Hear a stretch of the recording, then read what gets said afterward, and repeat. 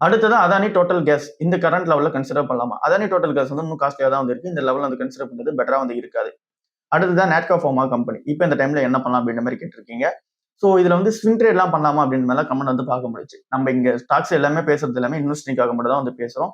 Long term இன்வெஸ்டிங்காக தான் பேசுறோம். அப்படி இருக்கும்போது இப்போ நேட்கோ ஃபார்மை பொறுத்தலாம் இன்னும் கன்சிடர் பண்ற ஸ்டேஜில் தான் வந்து இருக்கு. ஸோ இப்போ அவங்க வச்சிருக்க அந்த ஒரு கைடன்ஸ் அந்த போக போற அந்த ப்ரொஜெக்ஷன்ஸ் எல்லாம் வச்சு பார்க்கும்போது இப்போ வந்து ரூ. 889 வந்து இருக்கு. இதுல இருந்து ஒரு மேக்ஸிமம் வந்து போச்சு அப்படின்னா ஒரு ரூ. 1200 வரைக்கும் வந்து போகலாம்.